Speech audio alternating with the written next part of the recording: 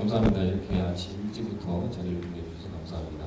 앞에서 마이크 들고 말하고 있는 저는 미디어 노동자 조직국장을 맡고 있는 황인성입니다. 반갑습니다.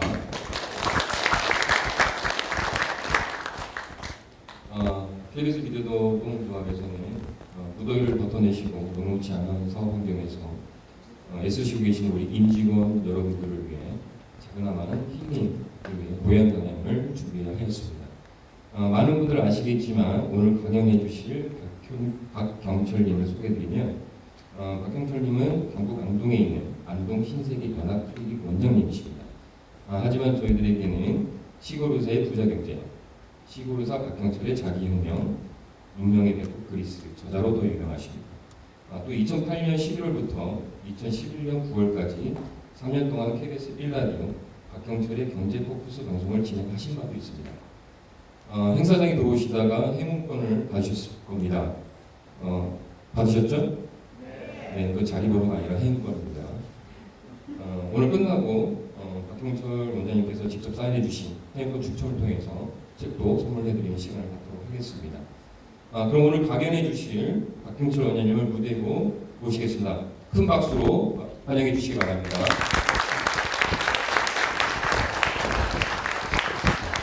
예, 맞습니다.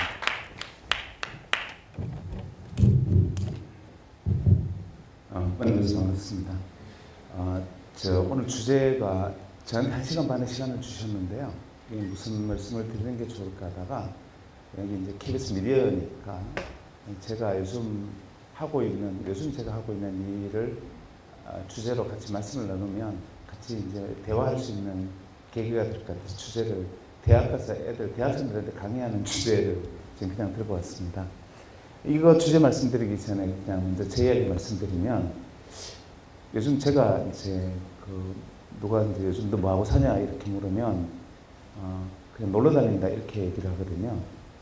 왜 그러냐면 지금 제가 하고 있는 일이 지중해 그러니까 이제 그리스를 중심으로 고대 그리스 문명권이라 불리는 지역들을 답사하는 일을 하고 있습니다.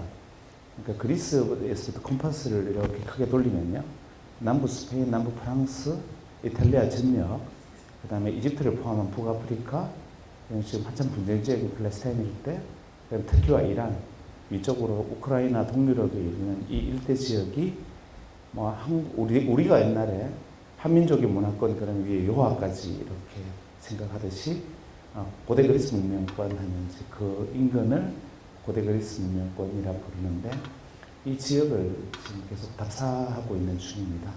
지금처럼 휴가철이라 그 지역이 좀 텅빌 때는 국내에 들어와 있고요.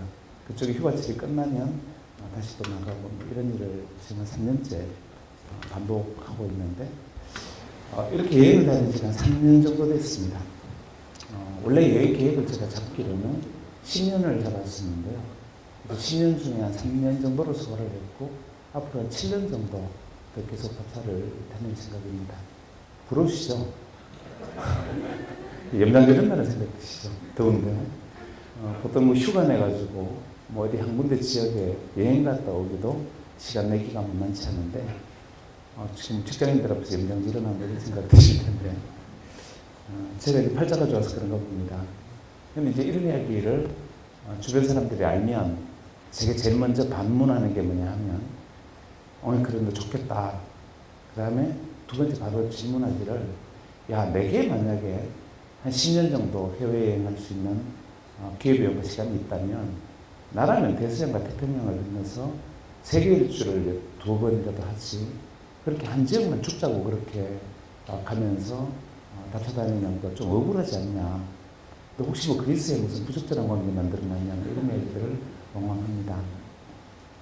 그래서 거기에 대해 답을 이제 제가 왜 그 그리스를 중심으로 한 지역만 그렇게 골목길까지 10년이라는 시간을 두고 거기만 죽자고 여행을 다니느냐에 대한 답을 다시 들려주려면 지금으로부터 시계바늘을 뒤로 정확히 31년 전으로 뒤로 돌려야 됩니다. 왜 제가 그쪽 여행을 하게 됐느냐에 대한 계기는 31년 전에 시작된 사건 때문인데요. 31년 전이면 제가 지금 이제 52이니까 31년 전으로 돌아가면 21살 때고 21살 때면 의과대학 본과 1학년 때 이야기입니다. 의과대학 본과 1학년 때 이제 겨울방학을 앞두고 시험을 치는데요.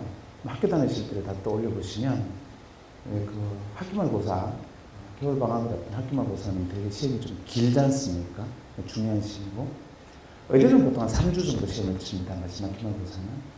근데 이제 시험 끝날 때쯤 돼서 3주차쯤 되면요. 독서관 앞에 커피잔 들고 서 있는 모습들을 보면 거의 좀비들의 대화를 나누고 있죠. 한번 더럽게 보세요. 그때 시험 기간에 서서 주고받는 대화의 내용이 어떤 성격이었는지 거의 대부분요. 시험 막 끝날 때쯤 되면은 도서관 앞에 커피잔 한 개 앞에 서서 주고받는 대화의 수준은 그냥 억눌리 갈망에 대한 이야기입니다. 전부 내 시험 끝나기만 해봐라. 끝나기만 하면 뭘 하겠다. 뭐 이런 얘기죠. 시험 때문에 내가 갈망하던 것들이 억눌려 있으니까 끝나면 그 해소하는 얘기를 하죠. 저는 83학번이라 그 당시에 가장 유행했던 게 제 기억은 디스코 문화입니다. 저희 때는 뭐 시험 끝나기만 하면 뭐 조다시 청바지를 입고 뭐 나이키 운동화를 신고 뭐 디스코텍에서 뼈를 묻겠다 뭐 이렇게 얘기를 한다든지 뭐 당구 못 쳐서 한이 맺힌 애들은 시험 끝나면 당구장 큐대에 묘비명을 세운다 뭐 이런 얘기를 하고 되게 뭐 그런 얘기들을 주고받죠. 저는 이제 친구들이 그런 얘기를 하는 중간에 커피잔 들고 가만히 서서 멍하니 듣고 있었던 기억이 납니다. 왜냐하면 저는 21살 때를 돌이켜보면 어떤 갈망도 어떤 욕망도 없었던 것 같아요. 그러니까 시험 친다고 해서 특별히 내가 못하는 게 없고 시험 기간이 끝난다고 해서 특별히 하고 싶은 것도 없는 그런 무욕의 상태였던 것 같습니다. 이유가 뭐냐 생각해 보니까 요즘 기준으로 보면 21살 때까지 저는 오다쿠였습니다. 전형적인 덕후여서 주변 사람들하고 커뮤니케이션이 잘 안 되고요. 소통도 잘 안 되고 21살 전까지는 아마 친구들하고 얘기할 때도 눈도 정면으로 마주치지 않고 눈을 내리깔고 얘기했던 것 같습니다.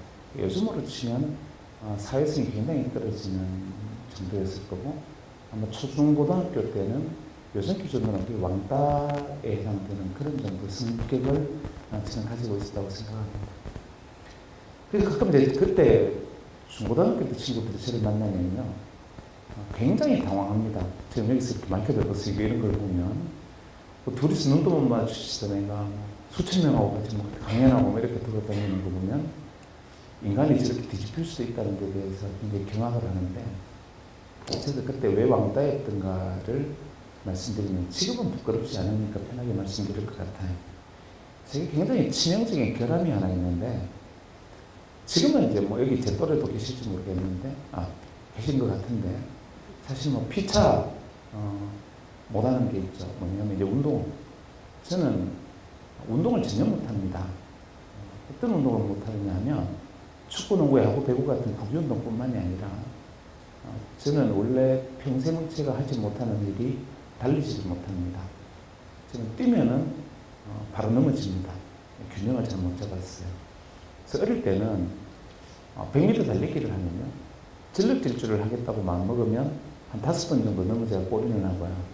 넘어지지 않겠다고 생각하고 뛰면 1등하고 50m 이상 차이가 났습니다.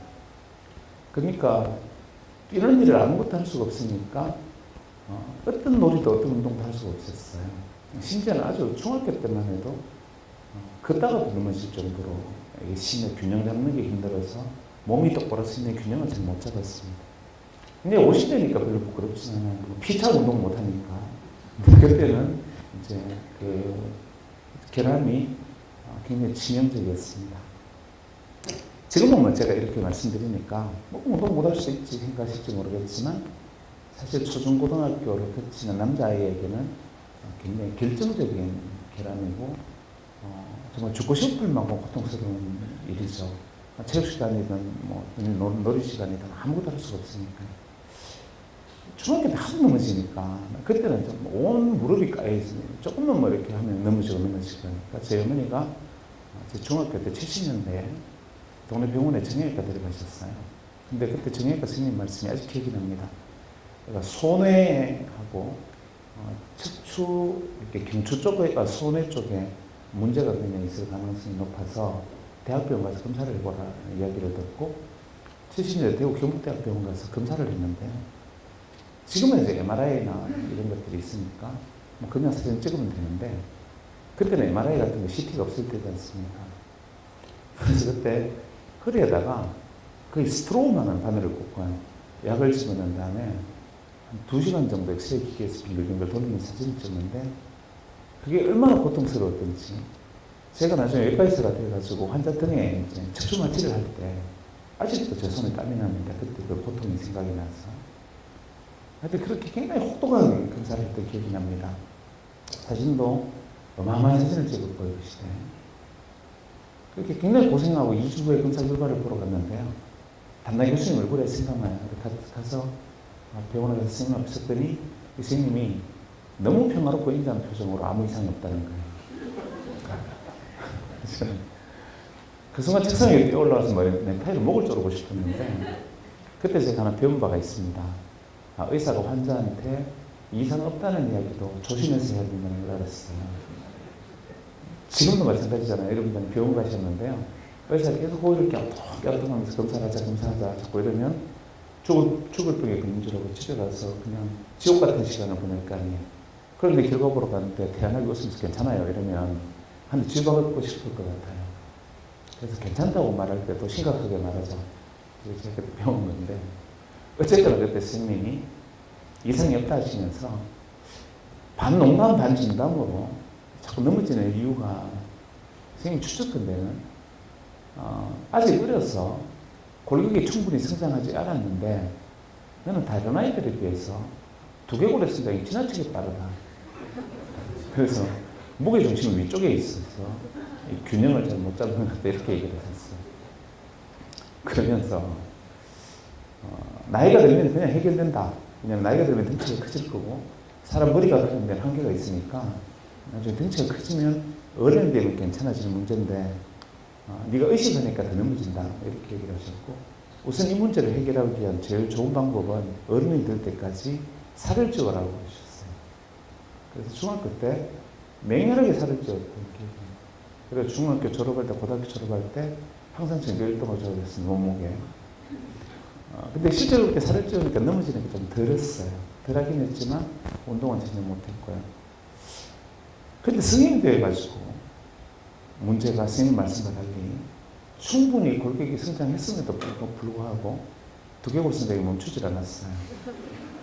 그러니까 성인이 되었어도 여전히 아이가 무게중심이 달라서 지금도 제가 머리를 다루고 있는 게 항상 부담으로 느껴집니다. 보통 자기 머리가 얹혀있다는 건 의식을 못하지 않습니까? 저는 항상 머리가 얹혀있다는 게 항상 힘듭니다. 그래서 지금도 보면 서 있을 때 한쪽 앞발을 들고 서 있을 텐데요. 똑바로 서 있으면 넘어질 것 같아서 자꾸 이렇게 서 있습니다. 이게 제 습관이 됐죠. 하지만 세상 일이 꼭 나쁜 건 아니더라고요. 좋은 일도 있습니다. 요즘에 이제 저는 원래 50전까지는 골프 치지 않는다고 제가 공개적 선언을 한 적이 있습니다.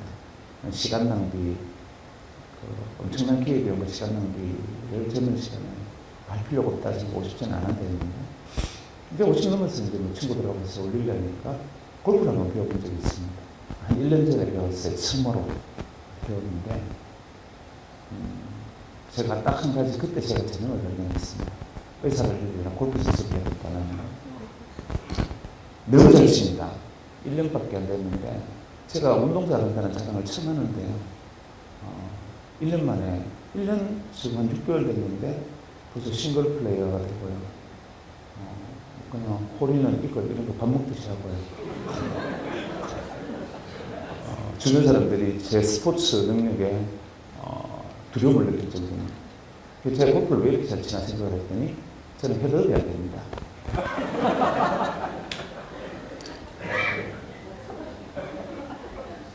골프 치는 분만 제가 무슨 얘기하는지 아실 거예요. 그래서 세상에 꼭 나쁜 것만은 없더라는 거죠. 하여튼 머리가 무거우니까 잘 되는 운동도 하나 있더라는 거죠. 제가 이렇게 제가 웃으면서 말씀을 드렸는데요. 말은 이렇게 이제 지금이야 지난 일이 웃고 있지만 제 성장기에 가장 어려운 부분이 하나였습니다. 그렇게 이제 어두운 시기이다 보니까 시험 기간 중에 급전을 들고 이렇게 찾아 나누다가 갈망을 이야기할 게 없고 친구들하고 뭘 하고 싶은 게 없고 약속은 있고 그냥 시험 끝나면 이거 하자 뭐 이렇게 약속도 안 했으니까요. 막상 시험이 끝났는데 겨울 방학이 긴 겨울 방학이 시작되니까 주변에서 짐을 싸러 이제 가서 짐을 샀습니다. 겨울 방학 기간 동안 집에 가야 되니까. 근데 오다프의 특징이 행동이 이러잖아요. 짐을 사도 꾸물꾸물 사지 않습니까? 짐을 꾸물꾸물 사가지고 들고 나왔더니 그때 가다 강의실 앞에 친구들이 아무도 없었습니다. 저는 불에 두고 다 사라진 거죠. 그게 사실은 야 쟤를 왕따 시키고 우리가 다 놀러 가자 이렇게 했던 게 아니라 다들 3, 3, 5 시험 끝나면 할 수 있는 계획들이 다 있었어. 다 어울려서 떠난 거고 미리 사전 인물 같이 하자고 친구들하고 약속하지 않았던 짐만 그냥 남겼죠. 해변에서는 짐을 보따리 이만큼 들고 나왔는데요. 강의동 앞에 여학생 2명만 있고 다 아무도 없는 거예요. 저 혼자 첫 시작되는 겨울방학에 딱 혼자 남겨졌어요.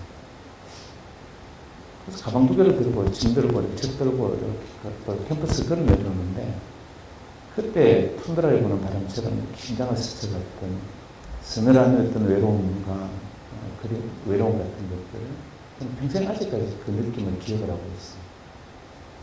그래서 내려와서 이제 교문 앞에 서는데 그때부터 머리가 하얗게 돼서 내가 뭘 해야 될지 모르겠는 거예요. 혼자 남겨진 고독. 앞으로 한 달간 내게 주어진 겨울방학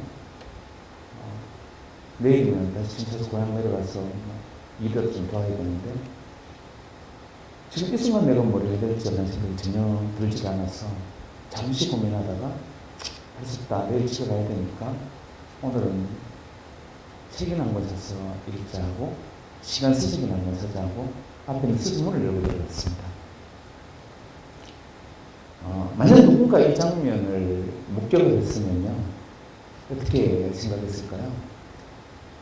3주간의 시험을 치른 교대학생 시험이 끝나자마자 신간수적을 고르게 스승문을 열고 들어가는 너무나 소양과 자질이 뛰어난 그런 아이로 보이지 않았겠습니까? 근데 이 내용을 아는 사람이 보면 좀 쓸쓸하고 비참한 장면으로 보였겠죠. 분명히 제가 스승문을 열고 들어간 장면, 그 사실은 하나의 장면이잖아요. 근데 어떤 사람은 굉장히 자질이 우월한 대승부른 떡잎으로 또 한 사람은 저러다가 제가 혹시 사이코이스가 되는 건 아닌가 하는 걱정으로 두 개의 시선으로 한 개의 장면을 보았을 겁니다. 제가 어릴 때 실록 문제를 시리즈를 읽으면서 가장 인상적이었던 구절이 하나 기억이 남습니다. 홈즈가 조셉이 이렇게 말하죠. 사실에 기만당하지 마라. 사실에 기만당하지 마라. 저는 그게 굉장히 중요한 말이었다고 생각했는데 우리는 늘 사실에 기만당하죠.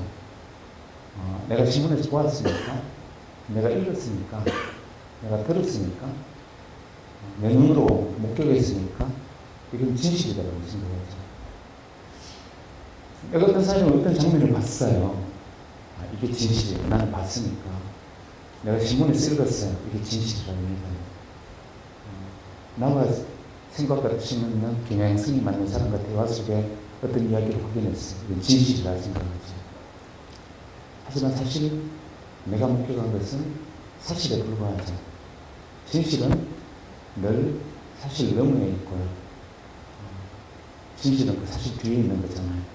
그래서 우리가 진실을 발견하기 위해서는 사실과 진실 사이에 연결된 다리, 브릿지를 넘어야 되는데 그 다리를 가리켜서 우리는 보통 맥락, 컨텍스트라고 말하지 않습니다.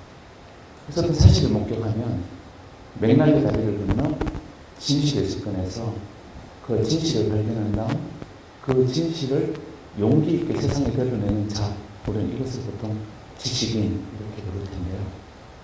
대다수의 사람들이 표면적인 사실을 보고 이것이 진실이라고 믿을 때 맥락의 다리를 건너서 진짜 진실을 발견한 사람은 소수가 되죠. 다른 사람과 다른 소수가 되지만 소수로서 배척당할 위험을 각오하고 진실은 이것이라고 세상에 소리칠 수 있는 용기를 가진 사람, 이것을 우리는 보통 지식인이라고 부를 겁니다. 제가 그때 스승문을 읽고 들어간 장면을 본 건 사실일 테지만 진실은 소양이 투철한 아이가 아니라 비참하고 슬픈 외부를 가진 아이다. 이게 진실이었겠죠. 어쨌거나 서점문을 이렇게 열고 들어갔는데요. 신간서적을 오늘 이렇게 두리번 살피는데 그때만 해도 지금처럼 신간서적이 디스플레이가 잘 되어 있을 때가 아니잖아요. 지금은 교보문고는 쫙 하늘로 들어오게 되어 있지만 그때는 신간 코너가 아시겠지만 작은 서점들이니까 되게 서가에 신간 코너에서 자다자다 꽂혀 있잖아요. 그럼 우리가 책을 고를 수 있는 선택은 그냥 제목 보고 인상적인 걸 그냥 고르는 겁니다. 지금도 뭐 교보문고 통계 보니까 그렇던데요. 어떤 책을 선택할 때 그 책에 이끌리는 동기의 약 85%는 제목에 걸린다시더라고요. 네. 제목이 굉장히 중요하다고 하죠. 하지만 우리가 뭐 책을 들고 다닐 때 내가 뭐 책을 진짜 읽고 있는데 누가 와서 야, 너 왜 이 책 골랐냐 이러면 나 제목에 걸렸어 이렇게 말하지 않고 이 책은 뭐 영감의 식물처럼 솟아오르고 문장의 유량이 강물에 떠다니는 꽃잎과 같다 이런 소리 하지만 사실은 1차적으로 그녀의 외모에 걸려서 그녀를 사랑했듯이 책 제목을 보고 나는 다시 걸리는 거죠. 근데 특히 그때 서점에 서가의 책이 꽂혔을 때는 그 제목 보고 하나 골라보는 거죠. 그 제목을 보기 위해서 신간 코너를 이렇게 걸어가는데 특이한 제목의 책이 하나 눈에 떠있습니다. 그 순간. 그때 제목이 그리스도 십자가에 다시 못 박히다 라는 제목이었습니다. 그리스도 십자가에 다시 못 박히다. 이 제목은요. 내가 개신교신자들은 캐톨릭이든 간에 크리스찬의 입장에서는 굉장히 인상적인 제목입니다. 예수님이 십자가에 다시 못 박히냐 이런 걸까 이런 생각을 떠올리게 하고 내가 다른 종교를 갖거나 종교가 없는 분의 관점에서 보면 신관의 제목이죠. 뭐 예수가 못 박히가 어떡하려고 하고 나하고 상관없잖아요. 저는 굉장히 형식적이고 전혀 율법에 따르지 않는 사이비이긴 하지만 어쨌거나 저희 부모님의 뜻에 의해서 저는 캐톨릭 신자로 보여지고 있습니다. 그래서 저도 모르게 그 길 가다가 예수님이 십자가에 다시 못 박힌 이야기는 뭐지 하고 저도 모르게 그 책을 잡고 서가에서 뽑는 순간 일어난 사건이 제 인생을 좀 뒤집었다고 생각합니다. 그 책을 뽑으면서 일어난 사건 때문에 어쩌면 저는 눈을 마주치면서 이 자리에서 있기도 하고요. 사실은 가끔은 수술방에서 누군가 배를 들고 있어야 되는 시간에 지금 지중해를 돌아다니고 있는 것. 뭐 좋은 이야기든 나쁜 이야기든 간에 원치 않지만 어쨌거나 그냥 사람들 사이에서 이름이 회자되어 버릴 수밖에 없는 상황에 놓인 것. 이런 것들이 다 그때 그 책을 뽑으면서 일어난 사건 때문에 시작됐습니다. 그래서 십자가에 다시 못 박혔다는 책을 이렇게 뽑는데 그 순간 어떤 일이 벌어지냐면 스가에서 그 책을 뽑는 순간 옆에 붙어있던 책이 한 권이 쑥 빠졌어요. 중요한 건 붙어있던 책인데 그 책이 붙어있다가 쑥 빠지면서 땅바닥에 툭 떨어졌어요. 남의 책이 떨어졌으니까 주워도 도로 꽂혀졌잖아요. 그래서 도로 꽂아주려고 책을 딱 집어드는데 그 책 이름이 뭐라고 되어 있으면 그리스인 조로가 이렇게 되어 있습니다. 이 그리스인 조로가라는 책은 한국 사회에 참 읽혀지지 않은 책입니다. 지금은 그냥 새로운 뭐 조금 트렌드가 돼가지고 사람들이 좀 읽기도 하고 뭐 고전이다 하니까 그런가 보다 하고 이름도 기억하고 앤서니 킨의 영화로 등장해서 또 그런가 보다 하지만 80년대만 전혀 읽히지 않던 책입니다. 왜냐하면 선택될 수가 없죠.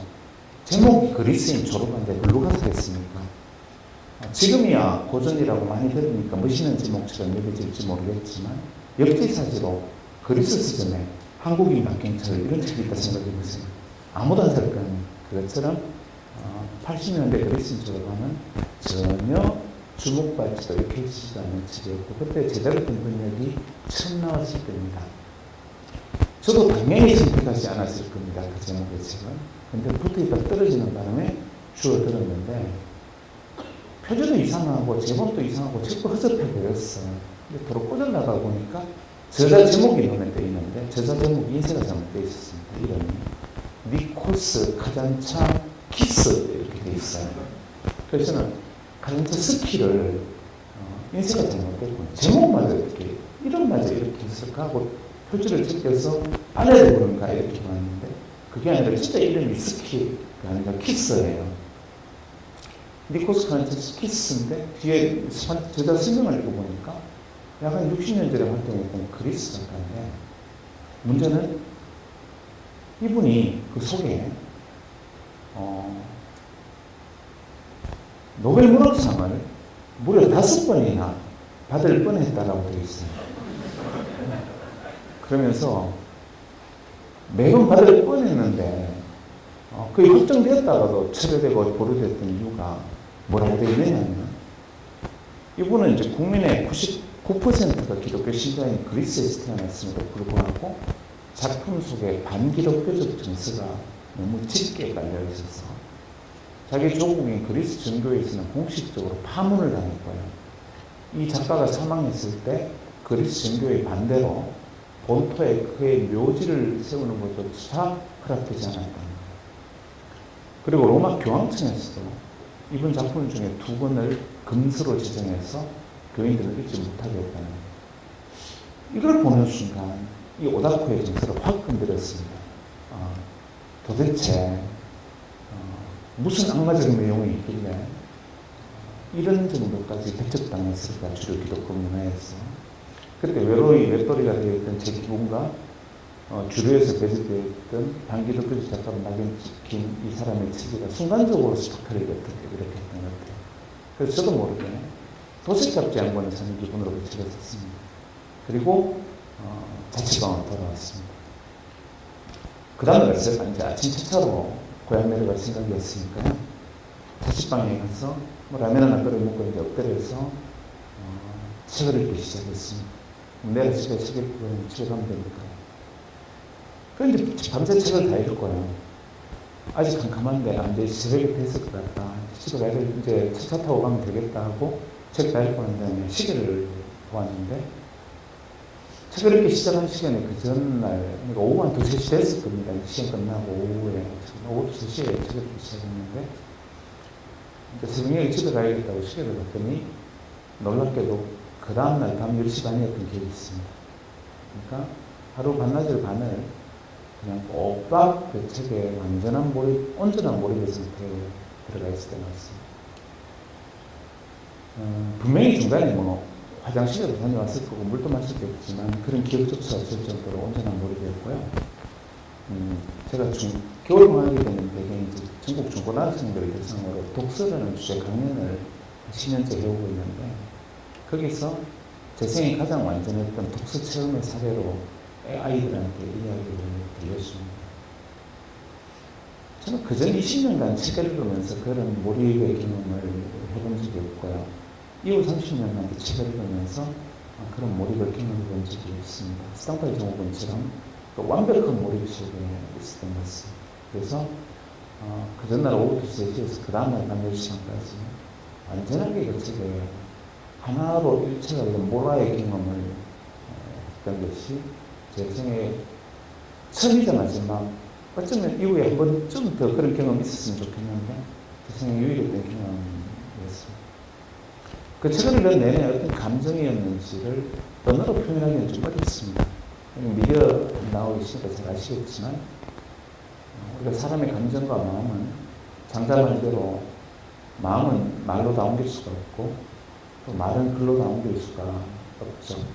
우리가 예술과 미디어가 존재하는 이유도 표현할 수 없는 것들, 말과 언어로 표현할 수 없는 것들을 다양한 수단을 통해서 이렇게 표현해보려는 시도들이잖아요. 그때 그 감정을 제가 말로 표현할 길은 사실 없습니다. 근데 굳이 언어로 표현을 하면 그때 그 책을 읽을 때 어떤 감정이었느냐면 이런 기분이었습니다. 부시도를 부딪히면 불꽃이 튀잖아요. 그것처럼 문장과 문장이 부딪히면서 불꽃이 튀는데 그 튀는 불꽃 때문에 얼굴이 따끔거려서 고개를 감고 있기가 힘들었고요. 캠프파이어를 하면 불길 속에 마른 갈대나 장작을 집어넣으면 불띠가 확 날아오지 않습니까? 그것처럼 문장에서 불띠가 날아오는데 그 불띠가 온 방을 가득 채우고 나중에 제 머리를 옷으로 제 몸으로 옮겨버려서 제 몸이 타는 기분이었다라고 표현해도 그때 그 감정을 그대로 표현할 수 없을 것 같습니다. 그만큼 강렬한 느낌이었어요. 그래서 그날 밤 그 책을 듣고요. 밤새 뜬 눈으로 거기 세운 다음에 또 그 다음날 고향 가는 게 후배가 지금 신학 다시 나가서 서점 돌아다니면서 이 작가가 쓴 다른 책들을 다 찾았습니다. 그때 우리나라에 4권의 책이 번역이 되어 있어서 남의 책들을 사서 또 이틀을 집에 가지 않고 그 책을 다 읽고요.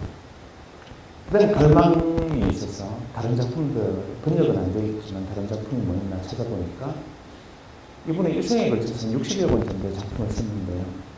영문판으로도 다 번역이 되어 있지만 우리말로는 4권밖에 번역이 되어 있지 않다는 사실을 발견하고 미국 연수가 있는 선배한테 부탁해서 2달 반 후에 영문판으로 된 니콜스 칸차키스 전집을 소포로 받았던 기억이 있습니다. 근데 뭐 우리 시대는 아시겠지만 요즘 젊은 세대들은 그렇지 않지만 우리 시대는 사실 영어 텍스트는 시험은 잘 치고 전공서적은 읽지만 문학서적은 못 읽는 시대이지 않습니까? 저는 그 책을 받았지만 읽혀지지가 않아서 사전을 놓고 더듬더듬 출근하면서 어떻게든 그 책을 읽어냈는데 결국 그 책을 완독했을 때가 본과 1학년 때 시작해서 그 책을 완독하고 덮었을 때가 의사적 그곳 시책이 3개월 전이었습니다. 2년 반 동안 그 책을 겨우 완독을 했던 기억이 있습니다. 그렇게 그의 책을 처음으로 완독했던 시기가 26살 되는 가을이었습니다. 25살 가을이었습니다. 그리고 그 이후 제 머릿속에는 어떤 착각이 있었냐면 이 작가인 니콜스 칸차키스의 영혼이 연가시처럼 제 뇌 속에 파고들어서 내 인생을 조종하고 있다는 생각이 들 정도로 그에게 매료됐던 것 같고 그 이후로 저는 지금까지 니콜스 칸차키스의 전집뿐만 아니라 그가 쓴 일기, 메모기, 편지까지 구해서 그가 쓴 글이라는 것을 다 모아서 전부 다 읽기를 완독을 한 4차례 정도 한 거였어요. 그리고 그 자서전 같은 경우에는 이제는 30년의 세월이 지나서 너덜너덜해진 상태로 아직도 제 시대 머리맡에 놓여있고 사실은 그 책 한 권을 통째로 외워서 구절을 그냥 다 외울 수 있을 만큼 30년 동안 그 책을 함께 해왔던 것 같습니다. 그렇게 한 작가의 그러니까 저는 지난 30년간 제가 읽어왔던 책의 절반이 어쩌면 니콜스 칸차키스였던 것 같습니다. 제 독서의 반을 넘는 것이죠. 그래서 머릿속에 내내 꿈꾸기를 21살 때 내게 그 황량한 가슴 그 황량한 툰드라 같은 가슴에 불을 질러서 다시 불길을 위해 주었던 이 작가가 태어난 땅, 그가 살아간 땅, 그가 걸어간 길을 언젠가 내가 따라가면서 답사를 해보고 싶다는 강한 열망이 있었고 그래서 젊은 시절 내내 그 꿈을 꾸어왔었고 그러면서 제가 그때는 예전에는 한 50대기 전에는 반드시 이 답사 여행을 해봐야겠다고 오랜 기간 결심을 했던 것을 50대기 전이라고 마음먹었으니까 49개월에 진짜 여행을 시작했고 그게 이제 3년째 이어진 그리스 여행의 단초가 됐습니다. 그냥 그리스 여행 놀러 간 거 아니다고 얘기하면 되는데 무려 35분간 얘기했습니다. 제가 왜 이 얘기를 길게 말씀드렸느냐면 오늘의 강연 주제가 그때 21살 때 시험이 끝나고 엎드려서 책을 읽었던 그 책에서 대체 무엇을 보았길래 그때 그 책에서 그 작가가 뭐라고 얘기했길래 그때 그 책에서 발견한 것이 어떤 것이었길래 그런 결과를 그런 반응을 보일 수 있었을까. 제가 그때 21살 때 그 책에서 본 것은 이겁니다라는 게 오늘 강연 주제입니다. 강연 주제 설명하는데 전체 시간에 3분의 1을 하겠습니다. 그래서 오늘 제가 말씀드릴 주제는 21살 때 그 책에서 본 것입니다. 그 본 것에 대해서 잠깐 나머지 3분의 2의 시간 동안 말씀드리겠습니다. 이건 제가 그냥 강의자로 쓰는 거라고 이러면 그냥 패스 하는 것 같습니다. 이런 데를 한 번씩 가보셨죠?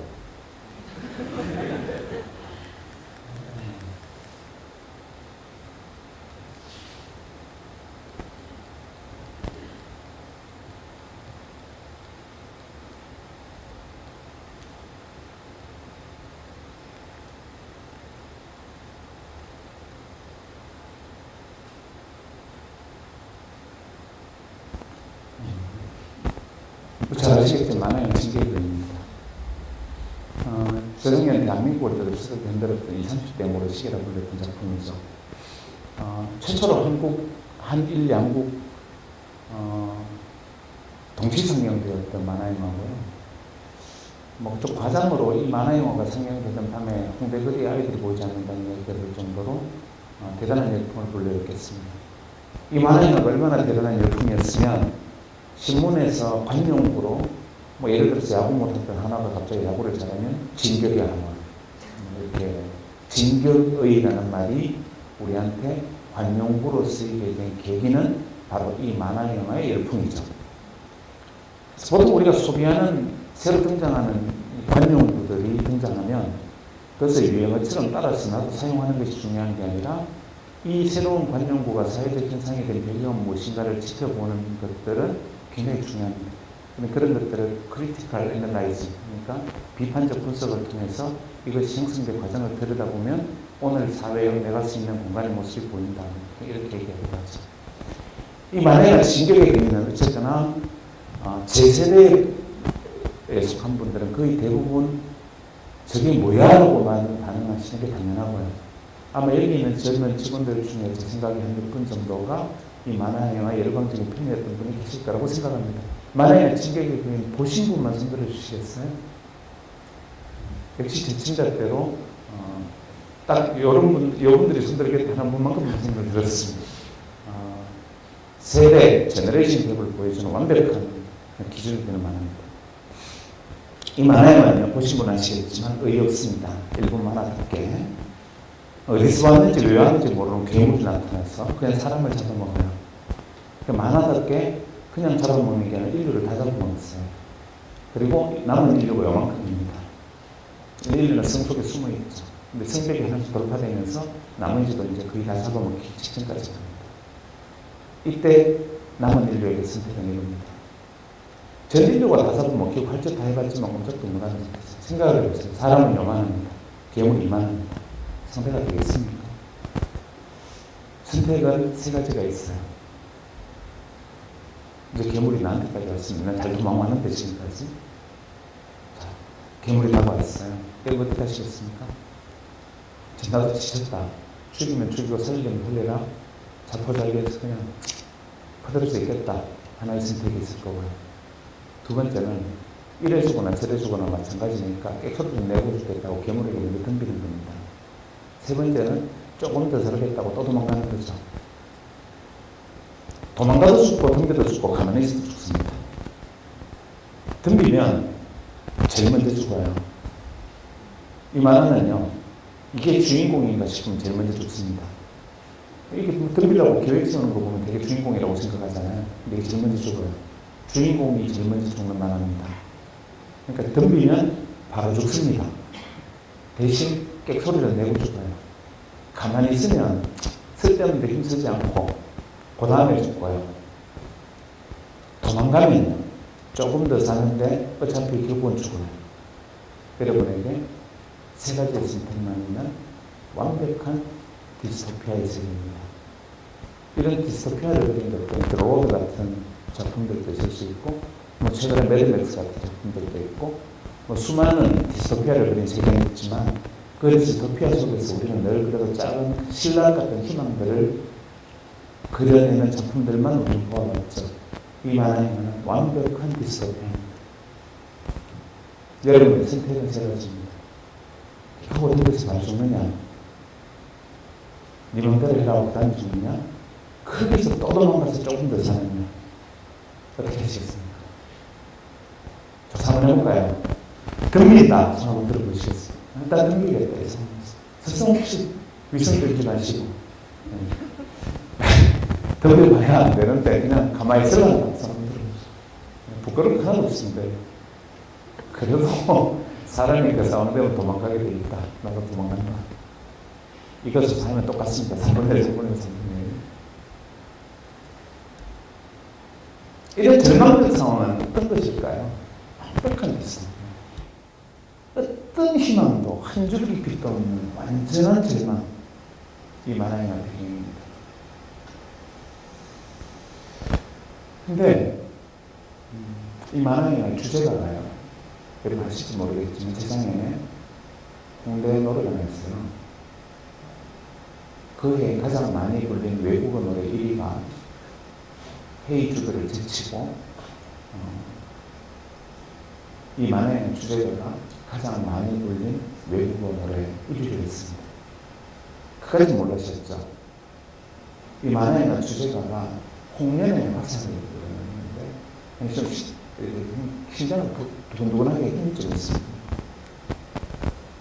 홍련의 화살의 주제 가사를 한번 볼까요?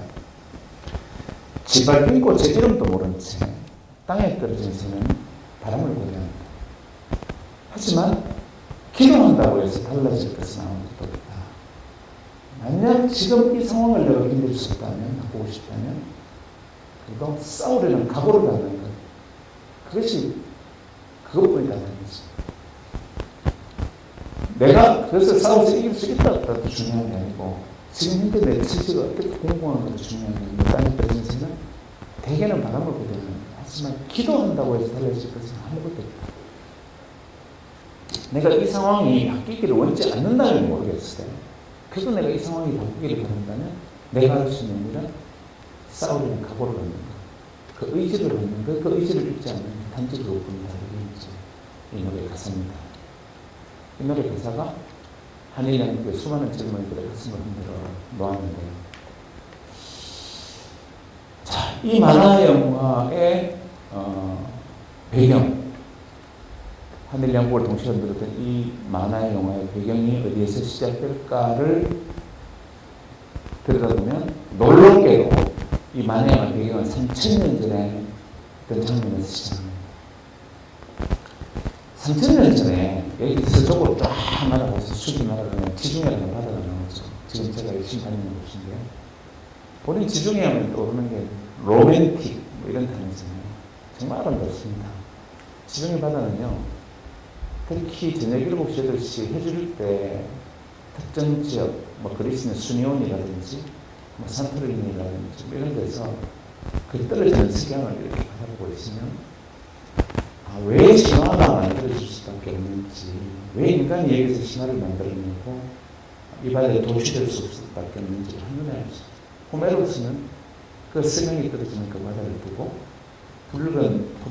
붉은빛 포도주가 출렁이는 바다, 뭐 이런 표현을 했습니다.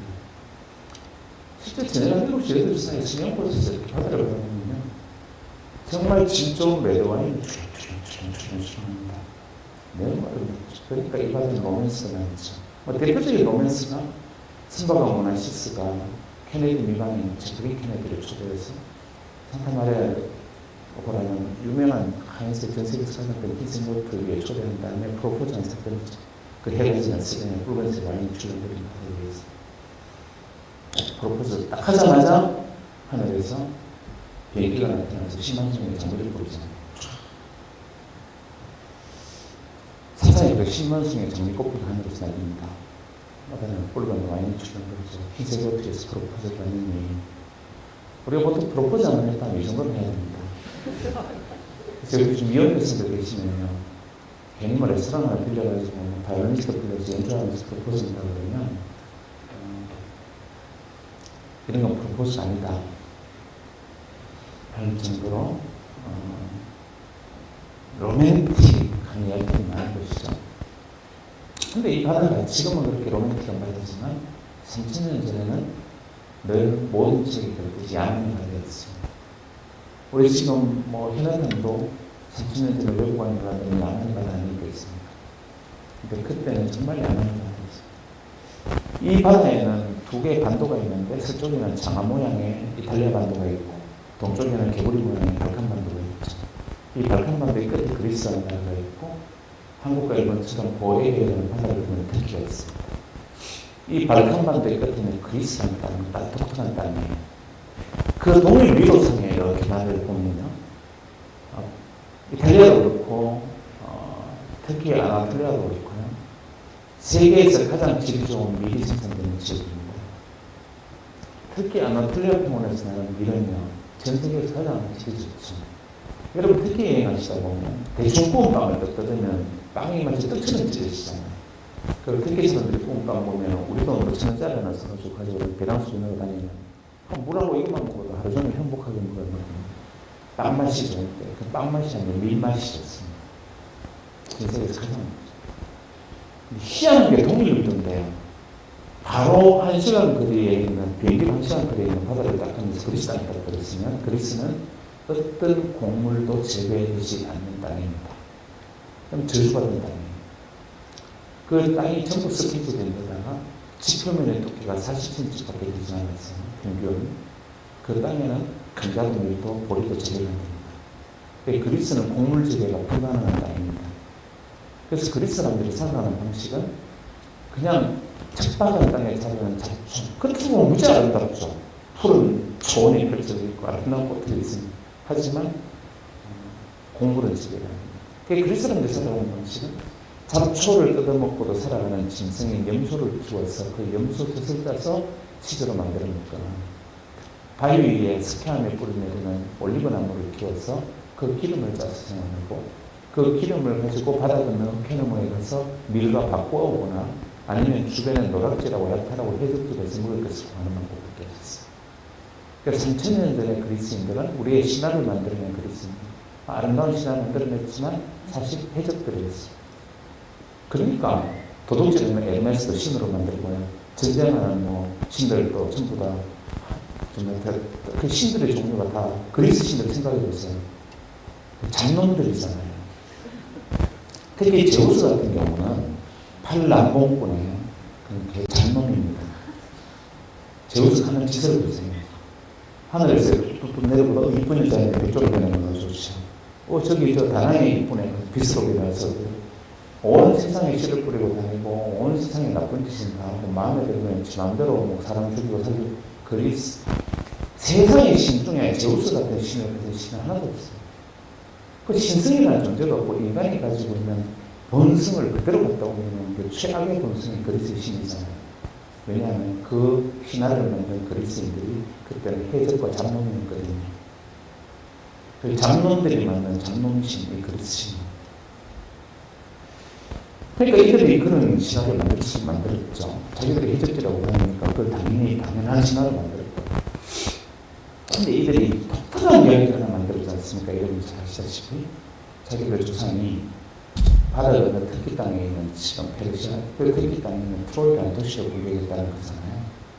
근데 그 공격할 때 선두에 있었던 장수가 아킬레우스, 오디세우스인데 아킬레우스는 분명히 죽었고 오디세우스는 목마를 만들어서 트로이를 쓰러뜨렸다. 여기까지 우리가 알고 있잖아요. 여기까지가 우리 트로이 전쟁에 대한 신입니다.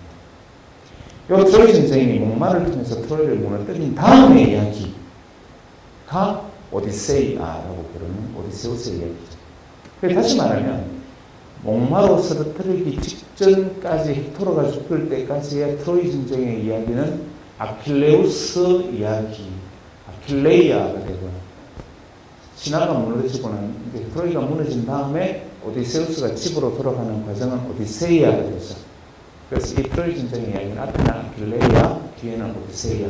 그래서 앞쪽은 사실은 우리가 트로이 전쟁, 트로이 이야기, 뒤에는 오디세우스 이야기 이렇게 됩니다. 그런데 재미있는 것은 서구의 3대 고전을 꼽으면 1번 성서, 2번 단테 신곡, 3번 오디세이아를 꼽는단 말이에요. 아킬레이아가 우리 더 많이 알고 있고 훨씬 더 유명한 이야기잖아요. 근데 오디세이아를 꼽아요. 근데 오디세이아는 우리가 어릴 때부터 동화책 읽었던 내용이나 혹은 실제로 오디세이아 정본을 읽었던 기억을 떠올려봐도 제가 볼 때는 좋은 책이 아닙니다.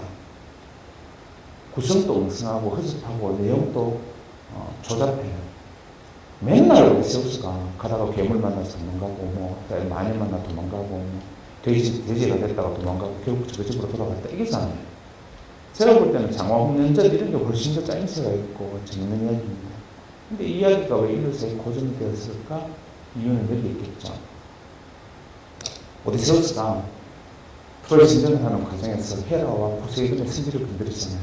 그래서 우리가 어릴 때 신화에서 본 것처럼 신이 이야기를 합니다. 너는 신이 화가 나서 너는 집으로 돌아갈 수 없다. 이렇게 신이 이야기합니다. 신이 이야기하는 것은 정언명령이죠. 신이 너는 집으로 돌아갈 수 없다 그러면 못 가는 거죠. 근데 오디세우스는 신이 너는 집으로 돌아갈 수 없다라고 말하는데도 불구하고 나 집으로 가야 되는데요 하고 바다로 나갑니다. 그 신이 이 자식이 못 간다니까 하고 그 난파를 시켜가지고 괴물한테 보내는데 가까스로 살아남아서 또 집으로 가겠다고 기어나가요. 신이 이 자식 봐라고 또 짖는데 또 기어나가요. 신이 누구에 몰라서 나중에 세이라 같은 마녀도 만나게 하고 나중에는 나우시카 공주도 만나게 하고 여신도 꼬집어오라고 하고 다 했는데 이 자식이 끝까지 신의 의지를 반하면서 바다로 기어나가서 신의 집에 가버립니다. 그래서 자기 집인 이타케에 도달하죠.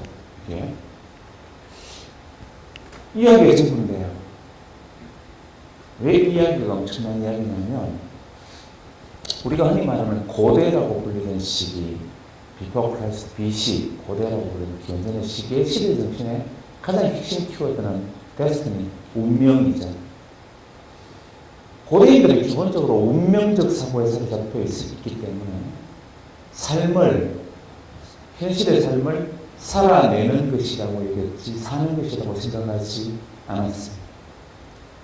노예로 태어났으면 노예로 살고 왕후장상의 씨앗으로 태어나 왕후장상의 씨앗으로 살아가는 거죠. 노예가 왜 나는 노예로 평생 살아야 돼? 이딴 생각을 절대로 안 합니다. 왜냐하면 나는 원래 노예의 운명을 타고났으니까.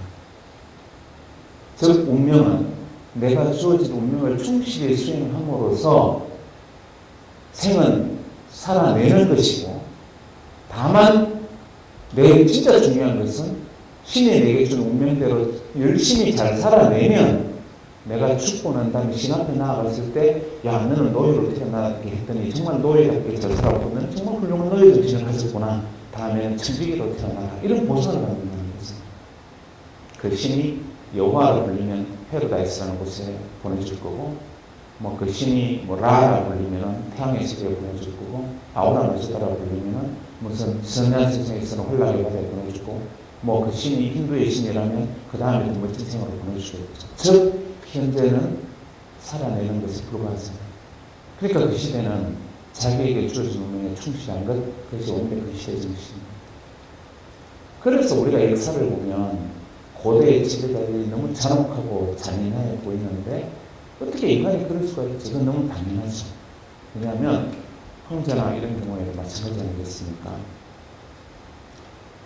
사자가 임팔라를 사냥하면서 눈물 짓진 않잖아요. 임팔라의 고통이 내 가슴 속에 다가와서 우리가 파리를 잡으면서 파리를 탁 때리면서 남겨진 파리의 가족들을 없다랄까 이런 걸로 가슴 아파하진 않잖아요. 왜냐하면 우리는 인간으로 태어났고 얘는 파리로 태어났고 얘는 내게 불쾌한 것이니까 나는 그냥 탁 죽이면 쾌감을 느끼지. 내가 이걸 탁 죽이면서 이 파리를 하나 잃음으로써 이 자연계 속에서 하나의 생명이 꺼지고 이 생명의 가치는 파리의 가치와 내 가치가 과연 다른 것일까? 이딴 생각 안 하잖아요. 왜냐하면 우리는 인간으로 태어났으니까. 그냥 고대 정신이라는 관점에서 놓고 보면 데스티니라는 것은 굳이 내가 그것을 바꾸려고 노력하지 않는 그 상대로 살아내는 것, 이게 고대 정신이잖아요. 이런 고대 정신의 바탕에서는 신의 명령, 자기 운명을 거역한다는 게 있을 수 있는 일입니다. 한데 이 오디세우스가 신이 너는 집으로 돌아갈 수 없다라고 명령한 새로운 운명, 자기의 데스티니를 거부합니다. 운명과 맞서고 운명에 도전하고 운명을 뛰어넘어 인간의 자유의지를 관찰한 인류 역사상 최초의 이야기가 바로 오디세이입니다. 간단치가 않죠. 그로부터 2600년이 지난 오늘요, 만약에 대한민국에서 고대는 아닌데 만약에 KBS가 우리가 잘 아는 어떤 훌륭하신 신의 정면으로 맞서는 어떤 주인공을, 어떤 사람을 주인공으로 세우는 드라마를 KBS가 제작하면 어떤 일이 벌어질까요? 제 생각엔 여의도가 마비됩니다. 근데 그 주인공이 그나마 권선징악으로 끝나지 않고 해피엔딩으로 그냥 끝나버리잖아요. 제 생각에는 KBS 이사회, KBS 사장 다 바뀌고요. KBS 사장부터 제가 그동안 연예 기획부랑 모두 다 날아가고 어쩌면 KBS 수신을 폐지해버릴지 모릅니다. 그렇지 않습니까? 만약에 기독교의 신에 반대되는 어떤 주인공이 드라마의 주인공인데 얘가 해피엔딩으로 끝난다고 가정해보세요. 어떤 작가적 상상력으로 누군가 만들었고 어떤 PD가 이건 작품이니까 그 작품을 만들었고 KBS가 아무 생각 없이 들었다고 생각해보세요. 지금 서기 2015년입니다. 못하겠죠. 용기 있는 분 계십니까? 혹시 그런 거? 못하죠. KBS 미래에서 그런 작품 유통할 자신 있습니까? 근데 지금으로부터 3000년 전의 인간들이 그런 이야기를 자기 조상의 이야기로 만들었어요. 지금으로 지금 기독교의 신이나 불교의 신보다 더 강력한 자기들의 주신이 너는 안 돼라고 말하는데 난 가야 되겠다고 정면으로 맞습니다. 그 운명과 충돌해요. 근데 진짜 신을 지속합니다. 인간의 자유의지가 신의 전원운명을 이깁니다. 인류 역사상 최초로 인간이 운명감을 쓰고 도전하고 뛰어넘어 인간의 자유의지를 관찰한 최초에 만들어낸 이야기 오디세이아입니다. 이 오디세이의 기본 정신은 이겁니다.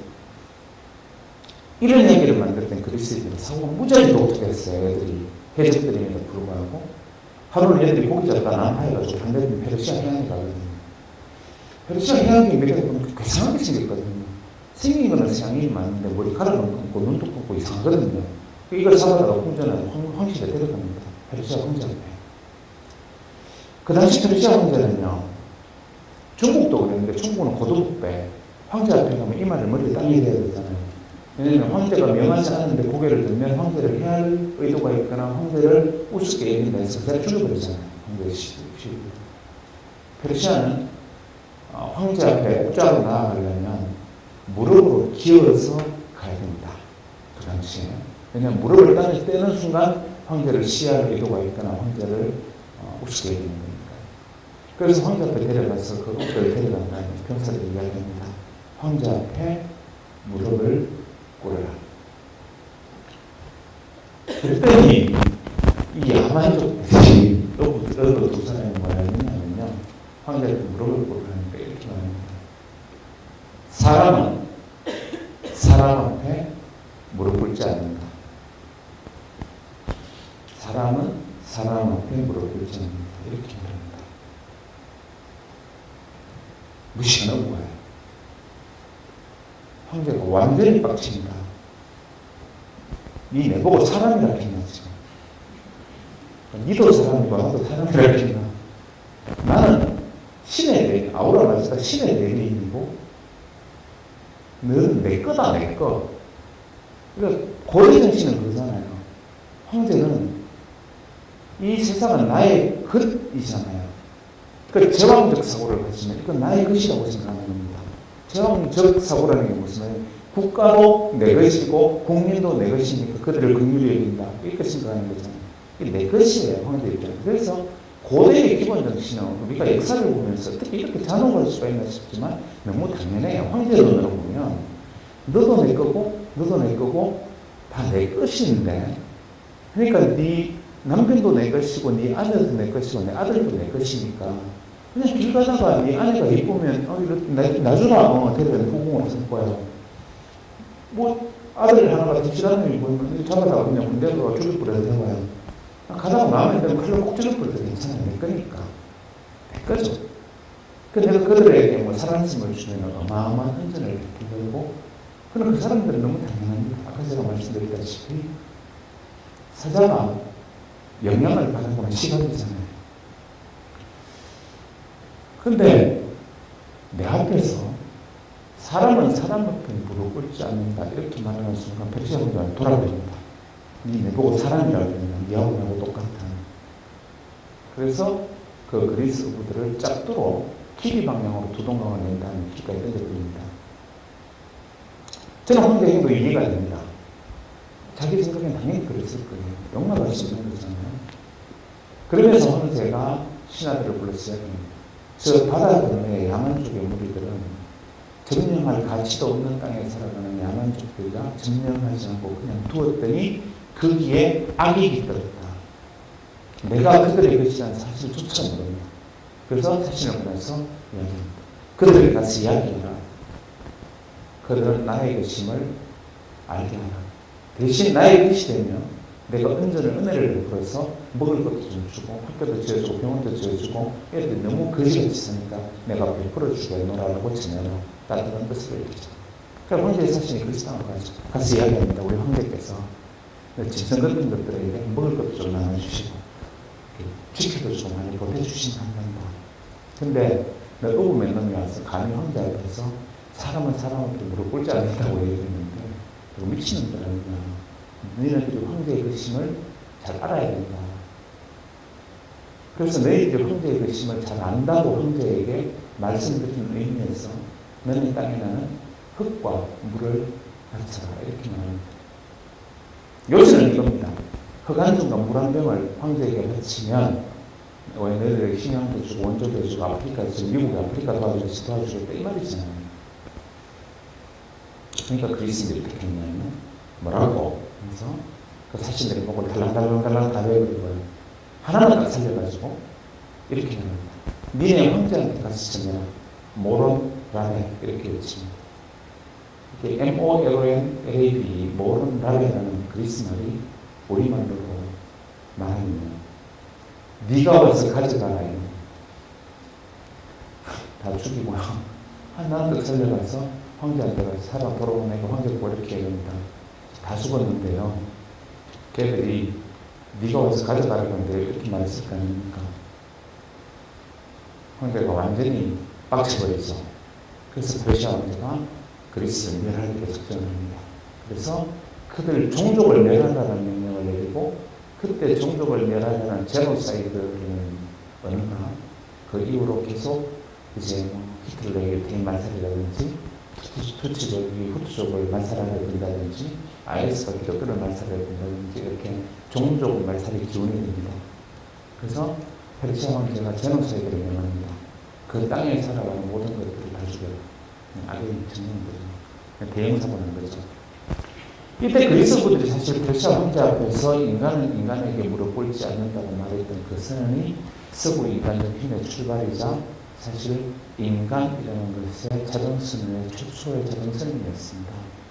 사람은 사람에게 무릎 꿇지 않는다.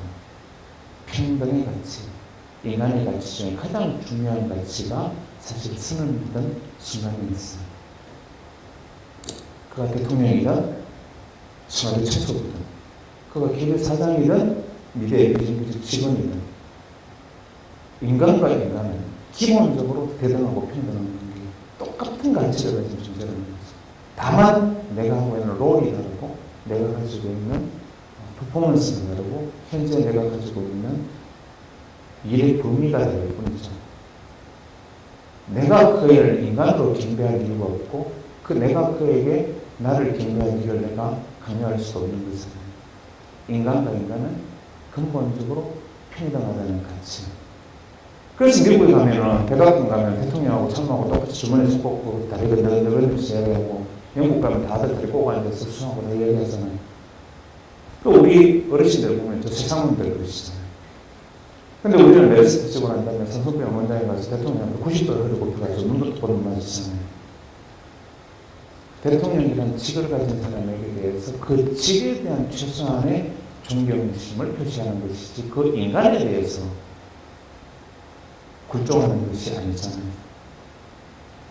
그 가장 중요한 인간이라는 어떤 것인가 하는 선을 이미 그리스어들이 3000년 전에 했음에도 불구하고 아직 인간이라는 것의 평등 가치에 대해서 주목하지 못하는 아직 우리는 못하고 있는지 모르죠. 어쨌거나 간에 페르시아 황제가 완전히 돌아가지고 이것들을 멸하라고 명합니다. 그래서 일어나는 페르시아 전쟁이죠. 실제 100만 대군이 쳐들어갑니다. 그리스 땅 앞에 황제가 직접 몰고 갔는데요. 개정명령 내리기 직전에 페르시아 황제가 그래도 자기 조상 창업자인 키루스 대왕, 성경에는 고레제라고 되어 있는 그 키루스 대왕의 페르시아 창시, 페르시아 제국의 근본 정신인 톨레랑스, 관용을 되새깁니다. 그래서 이 무신한 자들에게 한 번 더 기회를 주자고, 한 번 더 기회를 줍니다. 야, 지금이라도 항복하고 너희들의 나의 것임을 인정하면 용서해 주겠다. 문 앞에 100만 대군이 왔어요. 그 당시 그리스 땅 전체의 남자의 총수가 50만, 여기는 세계 최정의 공백만이 왔습니다. 그 상황에서 지금이라도 항복하라 하니까 그리스 애들이 내분이 일어나죠. 그렇지 않겠습니까? 야, 임마, 그때 괜히 죽여가지고, 임마, 그냥 그하고 물어보 줬으면 끝나는데 지금 대형대면에 불러왔다, 뭐 이런 원망. 하지만, 야, 그렇다고 인간이 어떻게 인간에게 무릎 꿇냐면 또 자존심 이렇게 막 충돌하지 않았겠어요? 결국 이 충돌을 정리하는 방법으로 그리스인들이 이렇게 말합니다. 이것은 우리 전체의 운명을 결정짓는 일이니까 왕이 결정하십니다. 왕 단 한 사람의 결정으로 우리 전체의 운명 전체를 결정지을 수 없다. 우리의 운명은 우리 스스로 결정한다라고 선언합니다. 그리고 그리스인들이 언덕에 모여서 막 이런 세 가지 약속을 합니다. 이 일에 대해서 어떤 의견이든 자기 생각이 있는 사람은 어떤 말이든 다 할 수 있게 말을 하자. 두 번째, 내가 어떤 생각이든 어떤 말이든 다 할 수 있는 대신 내 마음에 들지 않는 말을 다른 사람이 할 때 그 말을 들어주자. 셋째, 서로가 할 말을 다 하고 들을 말을 다 듣고 결정한 것은 전원이 다 같이 따르자. 세 가지 약속을 합니다. 그렇게 퍼니키 언덕에서 이틀 동안 떠들어요.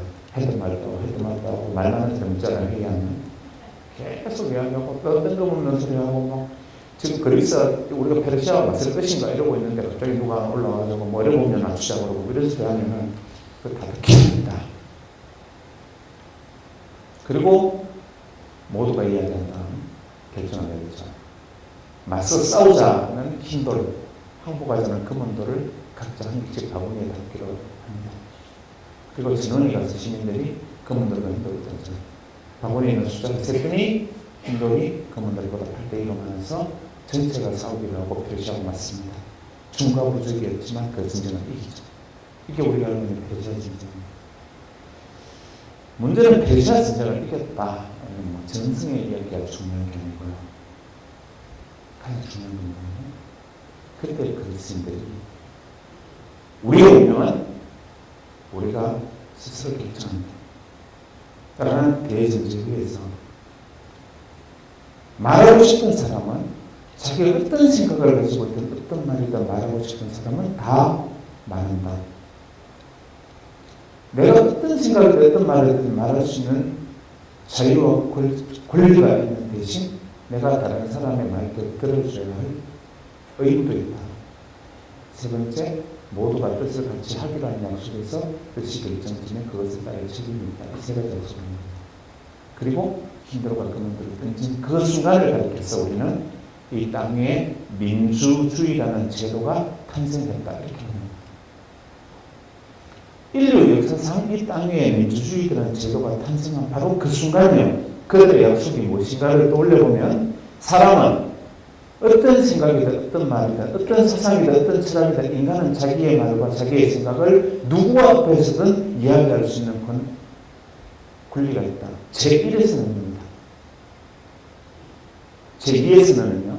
내가 어떤 생각이든 어떤 말이든 무엇이든 표현할 수 있는 대신 다른 사람의 이야기도 귀를 기울여줘야 할 의무를 동시에 갖는다는 거고요. 세 번째, 모두가 따르기로 하고 결정한 일은 같이 따르자는 최소한의 의무를 갖자는 것. 이 세 가지가 민주주의의 3대 요체이고 그 3대 요체 위에 있는 정신은 우리의 운명, 우리 모두가 함께 결정한다는 것. 2600년 전에 인간들이 만들어낸 겁니다. 그로부터 2600년의 세월이 지금 오늘 왔습니다. 문명이 발달했고 과학이 발달했고 기술이 발달했고 산업이 발달했습니다. 비교도 안 될 만큼. 그런데 문명과 과학이 발달한 만큼 민주주의라는 제도도 발달했어야 할 텐데 그 민주주의라는 제도는 2600년 동안 얼마나 발전했을까요? 발전 앞으로 갔을까요? 뒤로 나갔을까요? 저 여러분에게 여쭤볼까요? 여러분 중에 혹시 내가 어떤 생각과 사상을 가지고 있더라도 스스럼없이 말할 수 있는 권리를 나는 가지고 있다고 생각하시는 분 계십니까? 있다면서. 반대로 누가 내 생각과 전혀 다르고 너무 어이없고 터무니없고 용서되지 않을 이야기를 한다 하더라도 상대방의 의견에 대해서 내가 귀를 기울일 준비가 되어 계십니까? 2600년들의 인간에 대해서 우리가 말하는, 쉽게 말하는 민주주의, 대한민국 민주공화국이다. 민주주의라고 말하는 그 민주주의 가치조차 한 발짝도 발전시키지 못한, 그래서 과학기술은 발전했지만 인문과 인간의 정신을 퇴보했다라고 말하는 가장 극명한 장면이 바로 이 장면입니다. 그렇게 시작되었던 것이 고대 지중해의 이야기입니다. 만약 이 정신이 계속 갔다면 현재 오늘 우리가 살아가는 세상에 없이 많이 다를 겁니다. 왜냐하면 그들은 독특한 사고를 가졌어요. 신을 제압했던 게 아니라 인간을 제압했습니다. 그렇습니다. 밤하늘의 별에다가 줄을 긋고 별자리를 만들어서 천문학을 만들고요. 성과 성을 연결하는 성을 꺼서 거리를 지면서 기하학과 수학을 만들고요. 인간은 신의 운명대로 살아간다고 생각하지 않고 인간이 살아가는 이유가 없는 시간을 고민하면서 철학을 만들고요. 우리가 알고 있는 근대의 모든 학문들의 뿌리를 거기서 만들어냅니다. 늘 인간을 앞에 두고, 만약에 이 정신이 계속할 때는 어떤 모습이었을까 생각해 보시면 도저히 상상이 되지 않습니다. 한데 이 그리스 문명이 쉽게 끝납니다. 이유는 그들은 제국을 형성하지 않았기 때문입니다. 그 다음 등장한 제국인 로마 제국에 의해서 그리스 문명이 끝나버리고 로마 제국이 시작된 시대를 그렇게 해서 이런 중세라고 그러잖아요. 이 중세는 1400년 정도, 1600년 정도로 이어집니다. 근데 우리 보통 중세를 극함한 어둠의 시기라고 부르는데 이유가 중세의 기본 정신은 무엇인가라는 질문에 우리는 되게 기독교 이렇게 대답하죠. 중세를 지배했던 정신이 기독교 정신이었기 때문에 중세를 어두운 시대라고 부릅니다. 참고로 저는 그렇지 않기 때문에 종교적 이야기를 하는 건 아닙니다. 기독교 정신이 아시는 인간은 어두워집니다. 왜냐하면 기독교는 기본적으로 인간의 본성을 죄악시하는 종교거든요. 저는 크리스찬이지만 제가 제일 황당한 건 뭐냐면 종교학을 볼 때마다 세상의 모든 종교는 가장 중요한 핵심 규율을 해라로 얘기하거든요.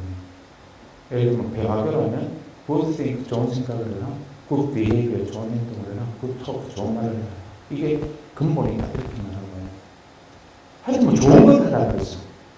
근데 기독교는 놀랍게도 반드시 지켜야 될 10가지 계명 중에 뒤쪽 반이 하지 말입니다. 살인하지 마라, 도둑질하지 마라, 간음하지 마라, 거짓말하지 마라, 하지 말입니다. 한 종교가 반드시 지켜야 될 규율, 가장 중요한 규율 중에 반이 하지 마라. 이 말은 무슨 말이겠습니까? 기독교는요, 인간을 두고 너희들은 나중에 그렇게 할 놈이다 라고 말하는 거잖아요. 엄마가 애 학교 가는데 니 오늘 친구 싸우지 마. 이 말은 뭡니까? 너는 내두면 싸울 놈이다 라고 내 자식한테 얘기하는 거잖아요. 애 학교 가는데 너 학교 가는데 딴 데 사지 말고 만화빨에 담배 피우고 하는데 죽어. 학교 가고 이 말은 너는 내버려 두면 만화빨에서 담배를 피울 놈이다 이 말이잖아요. 그래서 우리가 보통 안 돼라는 말 아이들이 하지만 교육은 뭐냐면 내가 내 아이를 그렇게 규정하는 말인데 이 교육학과 기본인 거잖아요. 근데 기독교라는 종교는 우리는 놔두면 너네들은 거짓말하고 너네들은 담탄하고 너네들은 음탕하고 너네들은 이런 놈들이다라고 진제를 하고 있는 겁니다. 그래서 기독교는 우리의 본성을 죄악시해서 그 중세에서 가장 경건한 인간은 본성을 버린 자, 여기 가장 경건한 인간. 예를 들면 음욕을 버리고 동정으로 살아가는 자, 욕망을 버리고 따뜻한 빵만 씹는 자, 심지어는 잠도 안 자고 그냥 앉아 기둥에 앉아서 기도만 하는 자, 이런 것들. 본성을 버린 자들 경건시하잖아요. 그게 지금도 마찬가지 다른 이 시대조차도 심지어는 어떤 산 속에 한 분이 한 50년 동안 동부불출 장자부라 문 밖에 나오지도 않고 굴 속에 들어서 기도만 하는데 이분이 누워 자지도 않아요. 그리고 먹는 거는 생살과 솔잎만 먹는다는 소리가 들려요. 그리고 결정적으로 이분은 50년간 여자 스모 한번 잡아본 적이 없어요. 우리는 그 앞에 가서 생불이다. 생불의 조건은 굉장히 단순합니다. 이분이 무엇이든 중요하지 않고 단순히 이분은 여자 목을 잡은 적이 없고 이분은 들러 자지도 않았고 이분은 밥 대신 생각하시고요. 그거 가서 여러분들과 30년만 하세요. 다 생불이라고 여러분들이 다 들었답니다. 혹시 여러분들이 그런 얘기를 들을 때 이분이 평생 통정으로 사셨다는 말이 듣는 순간 갑자기 경건한 리스펙트가 생기면 나는 중세인의 DNA를 가지고 있구나 이렇게 생각하시는 겁니다. 저는 그렇게 생각합니다. 인간은 건강하고 왕성한 정념을 가져야죠. 그래야 아이도 낳고 세대가 지금 애 안 낳아서 큰일 아닙니까? 많이 먹고 잘 먹고 건강해야 되고요. 푹 자고 쉬어야 됩니다. 그런데 그때는 인간의 본성을 쥐약시했기 때문에 중세는 인간의 본성을 쥐약시하고 인간을 뒤로 돌립니다. 그러니까 모든 문명이 멈추죠. 인간을 즐겁게 하기 위해서 연주되는 음악은 신을 찬양하기 위해서 연주되고요. 인간의 아름다운 몸을 그리던 미술가 조각은 신의 영광을 표현하기 위해서 동원됩니다. 태양이 돈다 한마디에 밤하늘의 별에 줄을 꺼서 별자리를 만들고 천문의 원인과 지수를 연구하던 과학은 멈추고요. 인간의 생명의 본질은 무엇인지 사원소설 인간의 본질의 원자 톰을 이야기하던 인간의 세계는요. 그냥 진흙으로 내달리는 인간을 하나 벌써 거기도 숨을 훅 하고 불어넣고 남자를 만든다면 그래서 갈비뼈를 하나 벌써 여자를 만들었다는 이야기가 끝나버립니다. 인간은 왜 살아가는 것인가를 고민하던 철학은요. 신이 우리에게 진정 원하는 것은 무엇인가? 우리는 어떻게 하면 신이 진정 바르는 모습으로 다가올 수 있는가를 연구하고 고민하는 분으로 바뀌어버렸어요. 이렇게 인간이 뒤로 가고 신이 앞에 섰던 시대, 이 시대를 우리는 중세라고 부르죠. 이 캄캄한 중세를 끝낸 것을 우리는 뜻하는 르네상스가 나오는데 이 르네상스를 끝내게 된 결정적 계기, 즉 중세를 끝내고 르네상스가 시작된 결정적 계기가 뭐냐라고 사람들에게 질문한 많은 사람들이 단테의 신곡이 발간된 순간이라고 보통 얘기하잖아요. 단테의 신곡을 하면 추억이 많습니다. 여기 있는 모든 분들이 길거리 지나는데 누가 뒤에서 툭 치면서 단테 하면 신곡 이럴 겁니다. 그죠? 중학교 때부터 단테 신곡 이거 안 나오면 덜 떨어지네.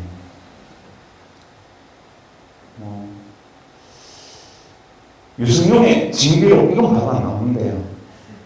단테는 신곡이 바로 탁 나옵니다. 그만큼 대한민국 국민들조차도 중학교만 나오면 단테하면 신곡이라고 외칠 정도로 어마어마한 책이 단테일 거 아니에요.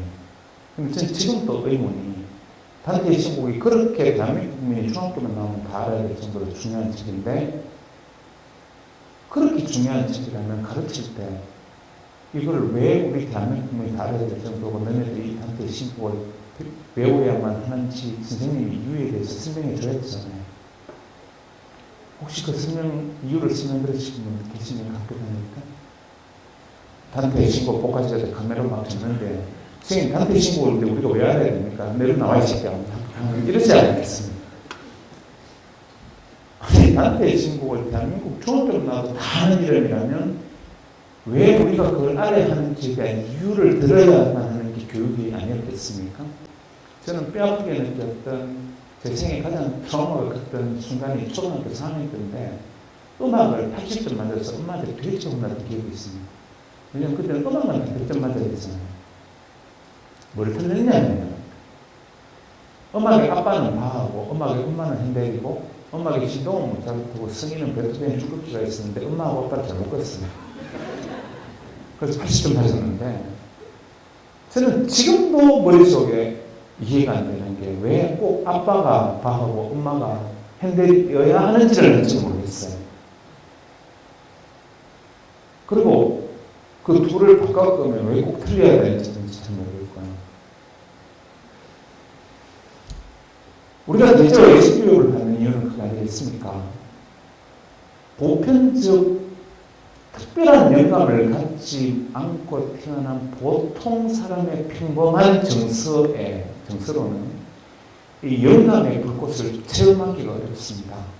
영감은 영의 느낌, 즉 신적 느낌이잖아요. 우리는 평범한 인간이기 때문에 신의 머리에서나 번쩍번쩍 할 만한 그 놀라운 번쩍임을 우리는 어떻게 생긴지 구경할 기회가 없어요. 우리는 보통 평범한 사람이니까.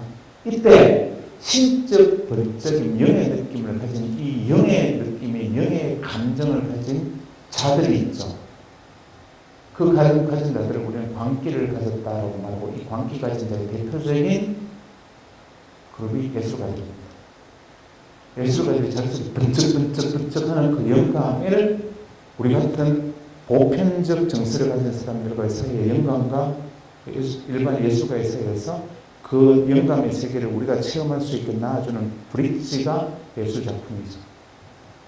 그 영감이라는 존재가 무엇인지 그 번쩍임조차 구경해보지 못했던 우리가 그 번쩍임을 가진 자들이 만들어놓은 예술작품이라는 것을 통해서 그 순간의 번쩍임과 교접하는 순간을 가리켜서 우리는 스탄다를 증후군, 열망, 몰입, 영감과의 접속 이런 표현을 쓰잖아요.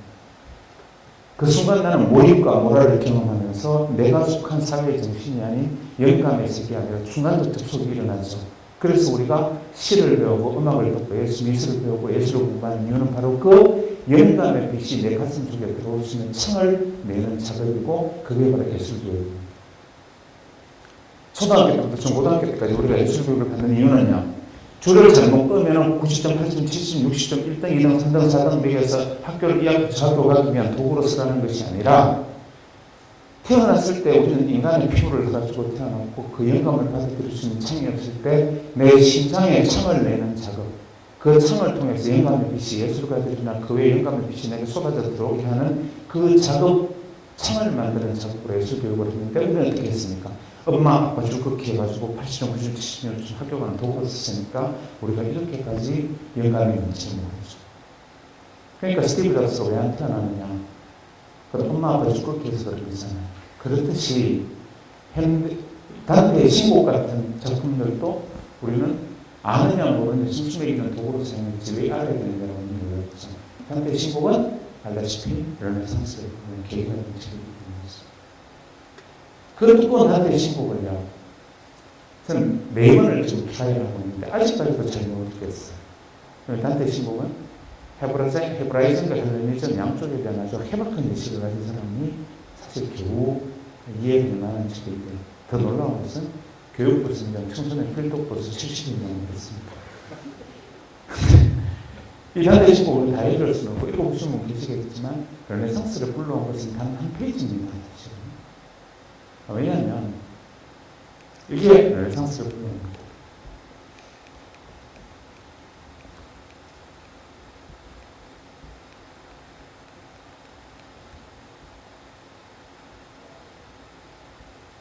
단테의 신곡 지옥편인데요.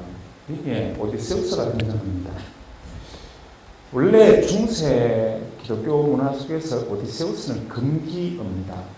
왜냐하면 신에 맞섰던 이야기이기 때문에 오디세우스를 거론한다는 것은 비록 기독교의 신에 맞선 건 아니지만 기독교 입장에서 굉장히 불편한 이야기죠.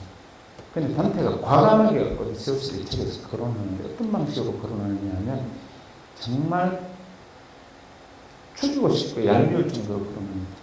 내가 지옥 구경하러 가봤더니 오디세우스가 지옥에서 벌받고 있다 이런 식으로 책을 쓰면서 벌받고 있는 오디세우스의 말을 듣는 형식으로 책을 씁니다. 오디세우스 이야기하지 말아 했지 하고 죽이고 싶었는데 지옥에서 벌받고 있다고 쓰니까 죽이지도 못한 이런 사건, 이런 상황을 단테가 만들죠. 절묘하게. 그래서 벌받고 있는 오디세우스가 이렇게 말합니다. 책에서 해님의 뒤를 쫓아 살아없는 세계를 찾아가려는 마음을 거슬리지 마라. 너희들의 타고난 본성을 다시 생각해보라.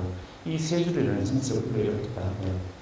사실 그 중에서 가장 결정적으로 너희들의 타고난 본성을 다시 가는 말은 이 말이 르네상스를 불러일으키는 수가 되고 획득되었다고 보통 학자들은 이야기를 합니다.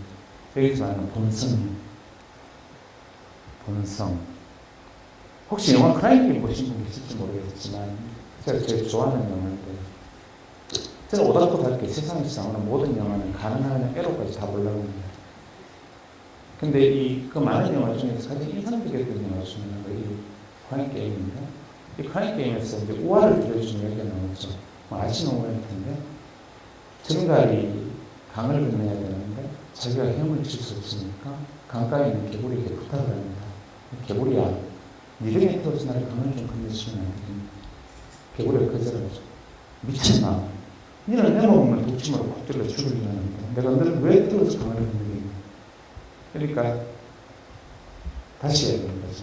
야, 평소라면 내가 너를 독침으로 찔러 죽겠지만 네가 나를 등에 태워서 강을 건너는데 내가 너를 찌르면 너만 죽는 게 아니라 나도 같이 죽자. 내가 내 스스로 같이 죽을 일을 왜 했는데 이렇게 말하지. 개구리가 들어보니까 그렇게 하거든요. 지가 나를 찌르면 저도 죽잖아. 그냥 해보는 거지. 그래서 정가를 보고 등에 타라고 정가를 태우고 강을 건너는데 강의 중간쯤 건넜을 때 정갈이 꼬리를 들어서 독심을 개구리를 훅 찔렀어. 독에 중독된 개구리가 경련하면서 죽어가면서 물에 빠져 죽어가는 정갈에게 묻습니다. 도대체 너 도대체 왜? 너 도대체 왜? 이렇게 소리 지르죠. 원문에는 이렇게 말해요. 짧죠? Why? Why? 이렇게 말했겠죠. 너 왜 도대체? 이때 정갈이 했던 대답을 제 영화 보면서 온몸에 피부가 다 피부처럼 돋아오르고 머리털에부터 손털까지 털 한 털은 다 곤두섰던 것을 그 순간을 아직 잊을 수가 없어요. 너무 소름 돋던 저는 그때 정갈이에요. 그래서 말해줘. 그것이 바로 내 본성이거든. 정갈이 그렇게 강을 건너는 개구리가 자기를 찌른 정갈에게 지으라고 질문하는데 정갈이 이렇게 바로 그것이 나의 본성입니다. 스콜피언 스네이처. 우리가 정갈이 됐다고 생각해보세요. 개구리 등을 가고 하는데 코가 개구리 슬램처럼 코를 찔러요. 꼬리가 들썩들썩합니다. 이걸 그냥 하는데 머리가 안 돼. 찌르고 나도 죽어. 꼬리는 그냥 이걸로, 머리는 안 돼. 꼬리는 이걸로, 머리는 이걸 안 돼. 막 이러지 않겠어요? 그러다 들썩들썩하다 머리가 안 돼. 되고 확 찔러버렸을 거예요. 그럼 죽었죠. 이 스콜피언스 네이처, 정갈의 본성이 인간의 본성 아닙니까? 기독교가 얘기하는. 여러분 중에 이 강연이 끝나면 폐암을 죽을 줄 뻔히 알면서 담배 피우고 나가고 계시잖아요.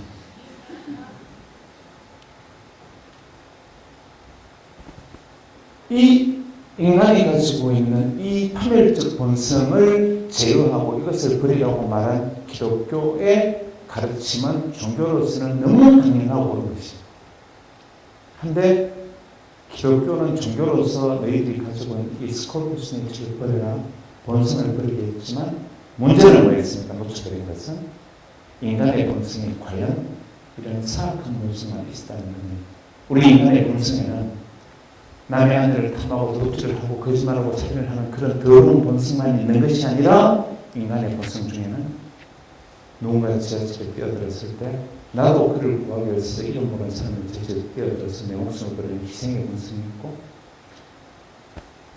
히말라야 펼치 밑에 봉우리를 40분 없이 기어 올라가서 크레파스에 끼어 죽더라도 내가 기어 올라가서 정복하는 도전의 본성이 있고요.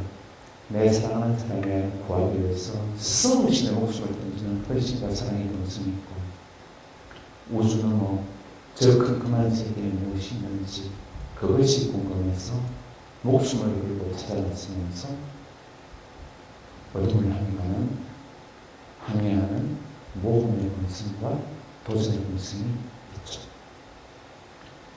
중세의 기독교는 본성을 죄악시하는 그 하나의 본성을 죄악시함으로써 인간의 모든 본성을 중단시켰지만 단테가 말합니다. 너희들의 우리에게 더러운 오르티오스 이름을 빌어서 이렇게 말합니다. 해님의 피를 쫓아 살아오는 세계. 해님이 미친 현실 세계 너머에 살아오는 저는 우주 공간에 저 캄캄한 아킬레오스 기둥을 넘어서 저 희망고를 넘어 저 캄캄한 바다들이 무엇이 있는지 저 헤어지는 너머에 하늘에 무엇이 있는지를 찾아가려는 그 도전과 탐험의 마음들을 거슬리지만 알고 싶어하는 그런 마음들. 우리들의 타고난 모습을 다시 한번 생각해봐라. 우리가 가지고 있는 본성이 단지 그런 음탕하고 죄짓고 거짓말하는 그런 본성만 있으냐? 우리의 본성에는 바로 그런 도전과 무언가 희생과 헌신의 본성도 있었는데 본성이라는 이름으로 우리는 그 모든 것을 다 닫아버리고 살아오지 않았더냐라고 외치는 순간 사람들이 순간 번쩍 자각해버리는 것이 일어났습니다. 이 정신을 가장 명료하게 표현한 시가 바로 알프레드 헨슨의 율리시스라는 시인데요. 영어로는 율리시스, 그리스어로는 오디세우스죠. 2000년 초에 프랑스 바칼로레아 대학 입학 논술교사에서 인간 정신이란 무엇인가 하는 주제가 제시되었습니다. 혹은 인문 정신이 무엇인가. 그 인문 정신, 인간 정신은 무엇인가 하는 주제에 대해서 한 고등학생이 대학 논술교사에서 이 알프레드 헨슨의 율리시스를 시를 암송해서 답안지에 풀어서 버렸습니다. 우리나라에서 그런 일이 벌어졌으면 어떤 일이 생겼을까요? 내가 시적은 나와봤나 장난 시적으로 무슨 날 맞았겠죠. 근데 이 알프레드 헨슨의 그 시들을 인간 정신이란 무엇인가에 대한 답으로 암송해서 적은 이 청년의 답이 그 해에 초이스가 되었고 바칼레오라 역사상 20년 내 가장 훌륭한 답변이었다고 프랑스 문화부 장관상까지 받는 일이 벌어졌습니다. 이 시가 굉장히 긴 시인데요. 저는 사실 니코스 한적겠지만 24살 때 암송하거든요. 제가 암송하는 몇 개가 있으시면 나중에 얼마나 기회 있으면 찾아보시면 이 시의 마지막 쪽으로 보면 끝이 이렇습니다. 오디세우스를 빌려서 인간 정신이란 무엇인가? 인간이 가장 인간다운 건 무엇이냐에 대한 대답으로 이렇게 정리합니다. To strive. 삶은 나태하고 틈만하고 느슨한 것이 아니라 생은 늘 어느 한순간도 치열하게 분투하는 것이다. 생은 그 어느 한순간도 내가 나태하게 흘려버릴 수 있는 순간이 있는 것이 아니라 생은 늘 분투하는 것이다. To seek. 돈과 명예와 권력을 찾아서 이리저리 쫓아다니는 탐욕스러운 돼지의 욕망이 아닌 인간은 꿈과 비전과 이상을 저 멀리 밤하늘의 별처럼 두고 늘 그것을 잊지 않고 그 방향을 추구하는 것이다. To find. 익숙한 것과 이별하고 늘 새로운 것에 선의를 가지며 익숙하지 않은 것에 호의를 가지는 삶. 익숙한 것에서 익숙하지 않은 것을 발견하고 새로운 것을 찾아다니고 새로운 사람을 만나고 내가 경험하지 못한 것들을 경험하며 늘 새로운 것을 발견하는 것. 그것이 가장 가치 있는 삶이다. And not to ill. 그 과정 속에서 삶을 거칠고 힘들고 오디세우스가 고난의 바다를 10년을 헤쳐나갔듯이 위협적이지만 하지만 그 과정 속에서 결코 굴하지 않고 늘 다시 일었습니다. 이 네 가지가 인간의 가장 기본적 가치다라고 하는 것. 이게 바로 알프레드 헨슨의 시대 오디세우스. 지금까지 제가 쭉 말씀드렸던 이 이야기들, 오디세우스 정신, 니코스 카잔스키스의 책에 담겨있던 그 핵심 가치가 바로 이 네 줄로 설명이 된 장면이었죠. 이 니코스 카잔스키스는 실제로 이 알프레드 헨슨의 율리시스에 매료되어서 평생을 오디세우스와 함께 했고요. 그 삶을 마지막까지 to strive, to seek, to find, and not to ill라는 가치 속에 살아가기 위해서 76살에 숨을 거두는 그 마지막 순간에 노 작가가 죽기 4시간 전에 의식을 이렇게 지키는 게 마지막 문장으로 떨리는 손으로 남긴 메모 한 장이 그의 동물에 남아있습니다. 74살에 폐혈증으로 숨을 거두면서 마지막까지 메모지에 글을 남긴 한 작가의 마지막 문장, 인생의 마지막 문장이 무엇이냐면 그 문장만 읽습니다. 나는 이제 연장을 거두고 집으로 돌아간다. 하지만 그것은 내가 지쳤거나 두렵기 때문이 아니라 다만 해가 져버렸기 때문이다. 나는 이제 연장을 거두고 집으로 돌아간다. 하지만 그것은 내가 지쳤거나 두렵기 때문이 아니라 다만 해가 저물었기 때문입니다. 생애의 마지막 순간에 이렇게 말할 수 있는 삶, 생애의 마지막 순간에 내가 가진 재산 100억 중에서 10억은 불자들을 주고 20억은 부자들을 주고 경영권은 지자들을 주겠다, 이런 이야기를 남기는 것이 아니라 생애의 마지막 순간에 그것을 남기는 삶, 그 뜨거움이 그 책에 담겨 있었고, 그게 순간설 때 그 책에서 불처럼 다가와서 태우려고 했던 바로 그 이야기들이었습니다. 근데 놀랍게도 저보다 20년이나 어린 한 일본 친구가 이 이야기에 매료된 친구가 있었어요. 그리고 그 친구가 후쿠시마 원자력 발전소가 폭파되고 무기력해진 일본인들에게 만화를 그려서 이야기를 합니다. 만화에는 친구들이 어디서 왔는지 모르는 원자력 발전소에서 무기력해진 인간들이 오늘 그렇게 선택하겠죠? 진행되죠. 그래서 한 작가의 철학이 수십 년의 시차를 보면서 한국과 일본에서 후반 다양한 모습을 저는 많이 그려서 얘기하고 있고, 일본의 한 만화가는 만화를 그리고 또 길을 잃은 찜을 치면 이 시를 배우면서 다시 분투해지기도 할 테고요. 인간과 민주주의에 대해서 고민하는 사람들은 이 오디세이에서 다시 인간의 가치를 되찾게 될 거고요. 이렇게 한 개의 뿌리로서 큰 기둥으로 수 있는 것, 이것이 바로 인문의 힘이죠. 그래서 이런 인문이라는 것의 가치는 바로 시대를 건너, 민족을 건너, 자기를 건너 모두에게 기둥이 되는 것, 이것이 바로 인문의 힘인 것이다. 그래서 고맙습니다.